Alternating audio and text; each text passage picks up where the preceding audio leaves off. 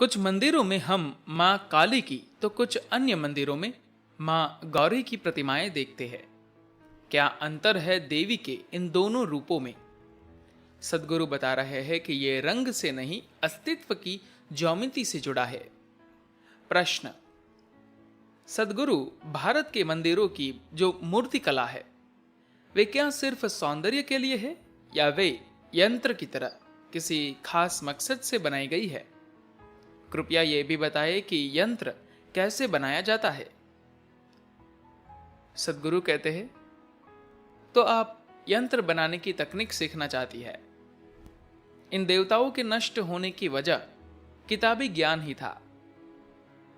पहले यह ज्ञान हमेशा अनुभव के स्तर पर एक व्यक्ति से दूसरे तक पहुंचता था, मगर समय के साथ जब यह क्षमता कमजोर पड़ी तो लोगों ने इन चीजों के बनाने की विधि को लिखकर रखना शुरू कर दिया।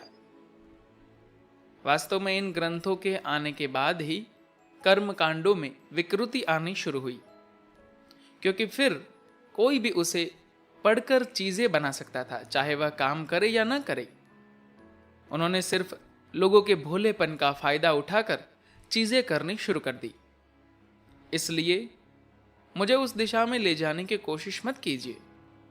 मैं उस दिशा में कभी न जाने का पक्का इरादा करके बैठा हूं। तो हम इस बारे में कोई किताब नहीं लिखना जा रहे कि आपके घर में कोई यंत्र कैसे बनाया जाए, क्योंकि ऐसा करना ठीक नहीं है। किसी को इस बात की जानकारी नहीं होनी चाहिए जब तक कि यह ज्ञान आपको अपने भीतरी ज्योमिति के बोध से न मिले। अब सवाल यह है कि क्या यह मूर्तियां सिर्फ सुंदरता के लिए है? सौंदर्य शास्त्र के लिहाज से यह बहुत अच्छी नहीं है।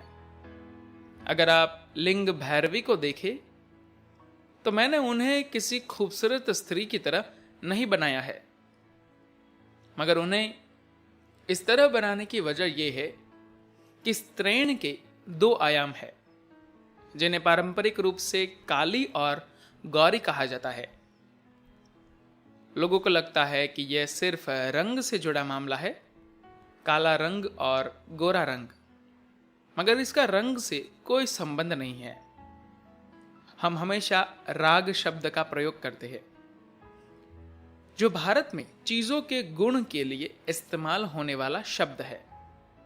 जब आप एक खास गुण पैदा करते हैं तो आपके दिमाग में एक खास चित्र, एक खास रंग उभरता है। उसी के आधार पर हम किसी ध्वनि, स्पंदन, काम, वातावरण के लिए एक खास रंग तय करते हैं, क्योंकि ये सभी चीजें आखिर में एक रंग की झलक पैदा करती है। मंदिरों में जो स्त्री रूप होते हैं वे या तो गौरी के या काली के होते हैं। दोनों काले ग्रेनाइट पत्थर से बने होते हैं। ऐसा नहीं होता कि एक को सफेद संगमरमर से और दूसरे को काले ग्रेनाइट पत्थर से बनाया गया हो। तो शाह और श्वेत सिर्फ त्वचा के रंग या अच्छे और बुरे के संदर्भ में नहीं है, बल्कि जीवन के अलग अलग आयामों के संदर्भ में है। इसे अस्तित्व के दो अलग अलग आयामों के रूप में देखा जाता है, और दुनिया में चीजों के घटित होने के लिए इन दोनों की जरूरत होती है। शाह यानी काला रंग उग्रता का प्रतीक है। गौरा या गौरी सौम्य होती है। सौम्य रूपों को आमतौर पर मुख्य देवता के सहचर के रूप में पूजा जाता है। शिव होंगे तो उनके बगल में गौरी होंगी, वह उनकी पूरक है। मुख्य शक्ति शिव है, गौरी बस पूरक की तरह वह मौजूद है, क्योंकि वह सौम्य, सभ्य, घरेलू स्त्री है। काली हमेशा अकेली होती है, उनके बगल में कोई पुरुष रूप नहीं होता, वह अकेले ही संपूर्ण शक्ति होती है। तो ये आकार या रूप सिर्फ सौंदर्य की दृष्टि से है या बस इनका सांस्कृतिक या दार्शनिक मतलब ही है? दुर्भाग्यवश लोग हमेशा शाब्दिक अर्थ खोजते हैं, इसलिए इसके पीछे के सिद्धांत को समझाने की कोशिश की जाती है। इसके पीछे कोई दर्शन या सिद्धांत नहीं है। यह कला ज्योमेट्री की है। आपको समझना चाहिए कि पूरब की कलाओं की कोई दार्शनिक पृष्ठभूमि नहीं है।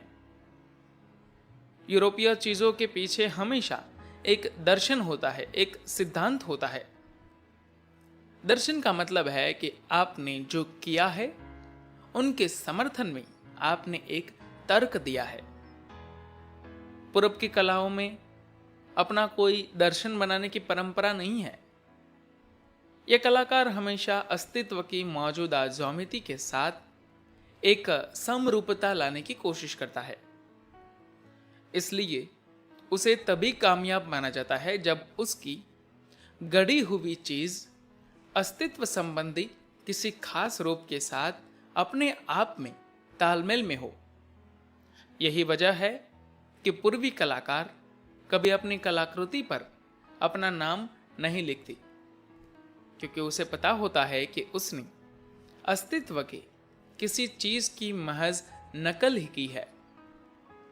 जब वह बिल्कुल सटीक नकल बना लेता है तो उसे खुशी मिलती है, क्योंकि वह जानता है कि अब लोग उसका अनुभव कर पाएंगे।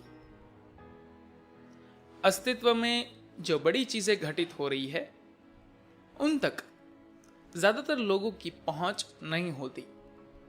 इसलिए भारत में कलाकृतियों का संबंध सुंदरता से नहीं, ज्योमेट्री से होता है। अगर ज्योमेट्रीय सटीकता हो तो हम बाहरी रूप में हाथ और पैर के सही आकार गढ़ने में बहुत ध्यान नहीं देते। इसलिए सुंदरता उसके बाहरी रूप रंग में नहीं है। सुंदरता उसकी ज्योमेट्री और आप पर पड़ने वाले उसके असर में है। इन देवताओं को गढ़ते समय बहुत सारी चीजें की जाती है।